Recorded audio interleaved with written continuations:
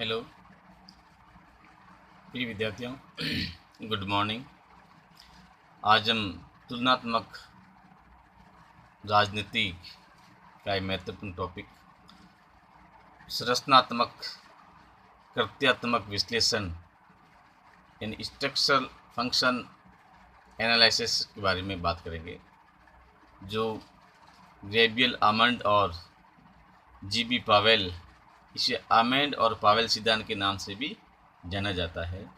तो आधुनिक राजनीतिक सिद्धांतों की श्रेणी में ये एक इम्पोर्टेंट टॉपिक है जो एग्ज़ाम के दृष्टि से भी महत्वपूर्ण है और कई बार इसके प्रश्न भी ऊपर आता रहता है कि आमंड पावेल के मॉडल के बारे में आप क्या जानते हो, या संरचनात्मक कृत्यात्मक विश्लेषण के बारे में आप क्या जानते हैं, विस्तृत वर्णन कीजिए या इसकी व्याख्या कीजिए। तो इसके बारे में हम लोग आज अध्ययन करेंगे। ये एक प्रणाली विश्लेषण जो आपने डेविड ईस्टन का नाम सुना होगा, जिसने राजनीतिक व्यवस्था के बारे में, जो पॉलिटिकल सिस्टम एनालिसिस के बारे में जो मॉडल विकसित किया था राजनीतिक व्यवस्था सिद्धांत का, तो उसका एक विकसित रूप है। तुलनात्मक राजनीति में इसका प्रयोग की प्रेरणा रेड क्लिक, ब्राउन और बी मेलानोस्की मनोवैज्ञानिक से आई थी। सभ्य समाज के अध्ययन के लिए एक ऐसा सैद्धांतिक ढांचा तैयार करने का श्रेय प्रसिद्ध समाज वैज्ञानिक टॉल्स कस्पार्सन्स को जाता है।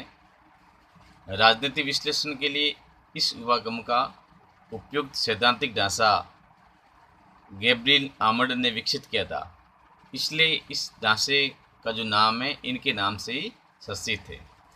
इनकी जो रचना थी 1960 में, the politicals of developing areas, विकासशील क्षेत्रों की राजनीति में 4 कर्ते और संरचनाएं की पहचान की थी और 4 आगत कर्ते एवं 3 निर्गत कर्तियों तथा इनके साथ जुड़ी संरचनाओं का पता लगाया था कि कौन कौन सी जो संरचनाएं इनके साथ में काम करती हैं, या कौन कौन सी जो आगत है और कौन कौन से निर्गत है, जो इसके बारे में बताता है।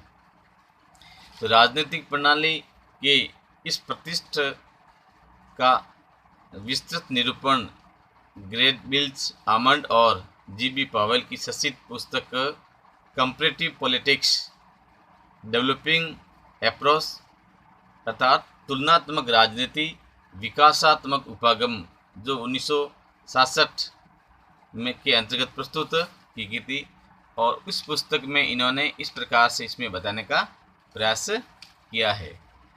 इस प्रणाली में 4 प्रमुख आगत एवं इससे संबंधित जो संरचनाएं हैं उसके बारे में बताया गया है कि कौन कौन सी जो आगत इसके करते हैं और इसकी कौन कौन सी संरचना है जो इससे संबंधित है। तो पहली इसमें बात करते हैं कि पहला आगत जो करते हैं राजनीतिक सामाजिकरण एवं भर्ती, यानी कि जो राजनीतिक संरचना है इसकी जो भर्ती है, तो इससे जो व्यक्ति अपने राजनीतिक मूल्यों, आदर्शों और मान्यताओं को किस प्रकार से एक पीढ़ी से दूसरी पीढ़ी की ओर ले जाती है।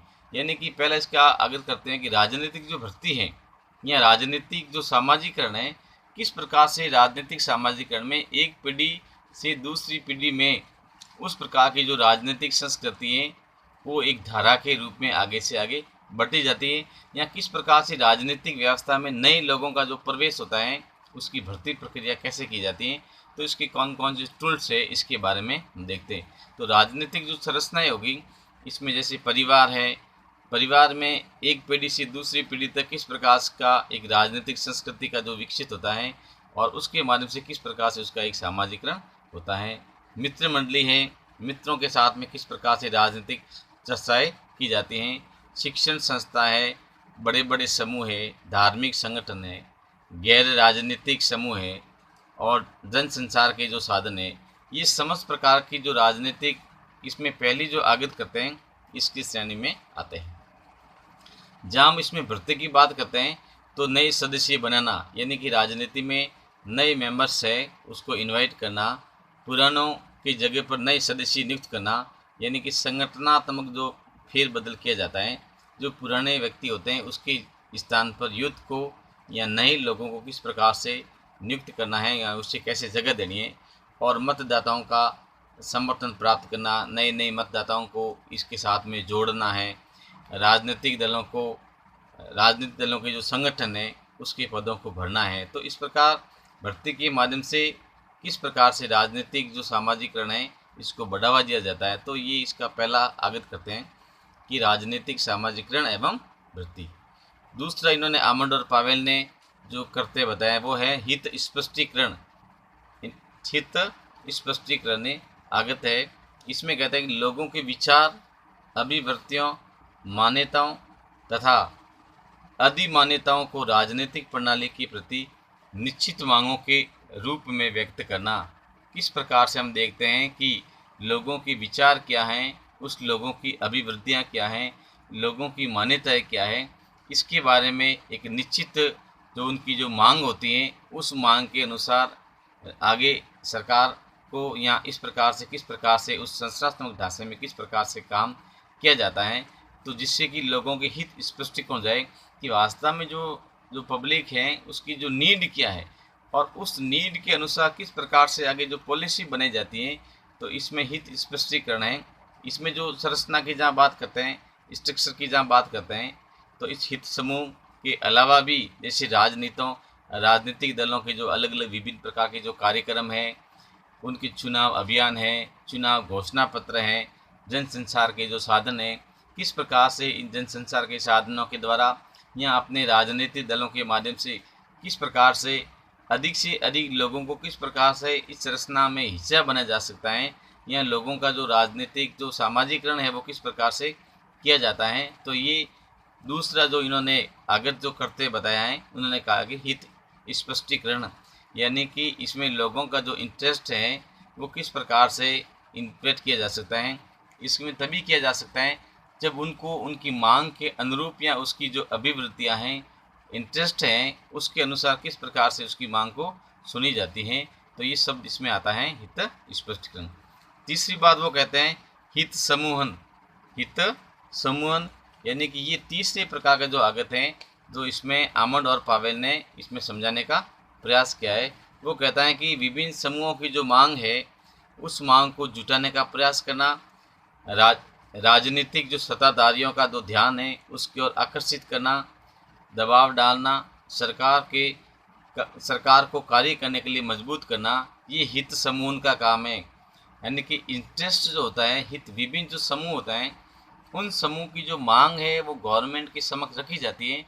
तो गवर्नमेंट उसकी मांग पर कितना ध्यान दे रही है, तो सरकार का इस ओर ध्यान आकर्षित करवाना, पब्लिक के द्वारा जो डिमांड करना और सरकार के ऊपर दबाव डालने का जो प्रयास करना, जिससे कि सरकार जनता के मांग के अनुकूल अपने आप को या संगठनात्मक बदलाव कर सके। तो इस प्रकार की जो संरचना का जो आगत प्रमुख है, जो वो ध्यान है, वो है इसका है राजनीतिक दल। प्रमुख रूप से जो राजनीतिक दल होता है, क्योंकि राजनीतिक दल ही एक सत्ता में सबसे महत्वपूर्ण भूमिका निभाता है। दल के माध्यम से ही सत्ता में जो राजनीतिक नए बदलाव किए जाते हैं वो इसके द्वारा ही संभव है। चौथा इन्होंने कहा है राजनीतिक संप्रेषण, पॉलिटिकल कम्युनिकेशन। तो इसमें कहा कि ये करते हैं, इसमें विभिन्न प्रकार के जो समूह हैं उनकी मांगे हैं, समर्थन है या विरोध प्रदर्शन है, राजनीतिक प्रणाली तक कैसे पहुंचाया जा सकता है। यानी कि जो पॉलिटिकल सिस्टम है, जिस सिस्टम के अंदर जो पॉलिसी बनती है उस पॉलिसी तक जो पब्लिक की जो डिमांड है वो डिमांड किस प्रकार से पहुंचाई जाती है। तो इसमें विभिन्न प्रकार के जो समूह होते हैं उनकी जो डिमांड एंड सपोर्टर्स होते हैं और उनके द्वारा जो पब्लिक के द्वारा जो विरोध प्रदर्शन किया जाता है और विरोध के द्वारा उनकी मांग का पुरजोर समर्थन करके किस प्रकार से जो पॉलिटिकल सिस्टम है उसमें प्रवेश करने के लिए जो फोर्स किया जाता है, इसमें दबाव समूह के रूप में भी हम कह सकते हैं किस प्रकार से दबाव डाला जाता है कि जिससे कि जो गवर्नमेंट जो पॉलिटिकल सिस्टम है वो पॉलिटिकल सिस्टम में उसकी डिमांड है उसका जो भाग बन सके, जिससे कि उसके अनुकूल पॉलिसी को बनाया जा सकते हैं। तो इस प्रकार का जो काम किया जाता है, जो विभिन्न प्रकार की जो सूचना होती हैं, तो इस प्रकार से जनसाधारण तक इस बात को किस प्रकार से अवगत कराया जाता है। इसमें विशेष रूप से जनसंचार के जो साधन हैं वो विशेष रूप से इसमें एक स्ट्रक्चर के रूप में काम करते हैं। यानी कि जितने भी जो ये मल्टीमीडिया है, इनके माध्यम से प्रसार करके किस प्रकार से जो पब्लिक की जो डिमांड है उस डिमांड को पॉलिटिकल सिस्टम तक पहुँचाया जाया जाता है, जिससे कि उसमें एनालिसिस होने के बाद में उस जनता की डिमांड के अनुकूल देश की जो पॉलिसी है या उस सिस्टम की जो पॉलिसी है वो एक निर्णय और नियमों के रूप में या कानून के रूप में एक बार आ सके। इस प्रकार से इन्होंने 4 प्रकार के जो ये आगत जो करते बताए थे। और अब इन्होंने बात करते हैं कि प्रणाली सिस्टम में जो 3 प्रकार के कौन कौन से निर्गत करते हैं, आउटपुट जो है निर्गत करते हैं और उनकी क्या क्या संरचना है।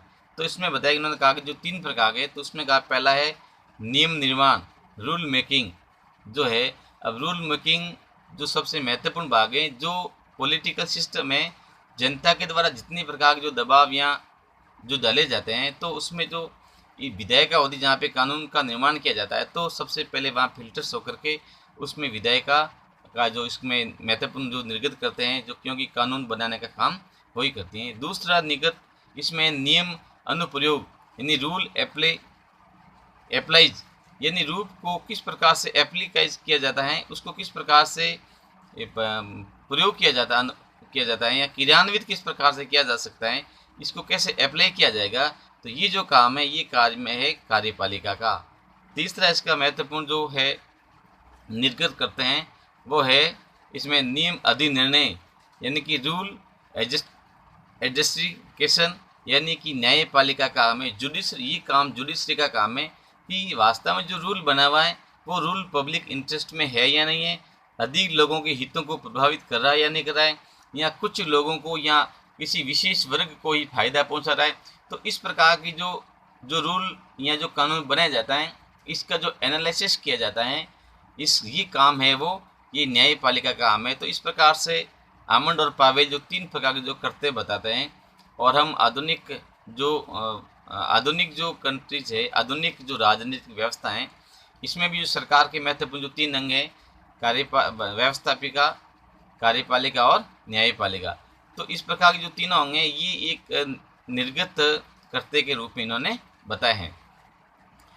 ठीक है, तो विकासशील देशों द्वारा इस मॉडल का प्रयोग उसकी राजनीतिक विकास के स्तर को मापा जा सकता है। यानी कि इस प्रकार के जो इन्होंने जो आगत और निर्गत की जो बात की है और किस प्रकार से फिर हम इसके आधार पर किसी भी एक देश की जो विकासशील जो राजनीतिक व्यवस्था है उसका मेजरमेंट भी कर सकते हैं कि वास्तव में वो किस प्रकार से जनता के हितों के अनुकूल वो शासन करता है।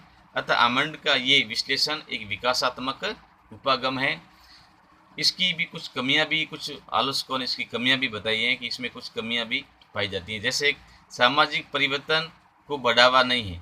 उसने कहा कि इस प्रकार की जो एक पॉलिटिकल सिस्टम होता है, इसमें जो सोशल जो रिफॉर्म होता है, इसमें ज़्यादा गुंजाइश नहीं बढ़ती है कि इसको बढ़ावा देने की ज़्यादा गुंजाइश नहीं बढ़ती है। दूसरी बात उन्होंने कहा कि ये राजनीतिक विज्ञान की सारी समस्याओं का अध्ययन का साधन नहीं बन सकती। यानी कि जो पॉलिटिकल्स जो प्रॉब्लम है, तो इस प्रकार की जो पॉलिटिकल्स प्रॉब्लम का जो एक हम अध्ययन करेंगे तो सभी प्रकार की समस्याओं का इसमें समाधान होना संभव नहीं है। तो इस प्रकार से ये एक महत्वपूर्ण एक आगत करते हैं। इसमें कुछ कमियां भी हैं, फिर भी इसकी उपयोगिता को नकारा नहीं जा सकता। धन्यवाद।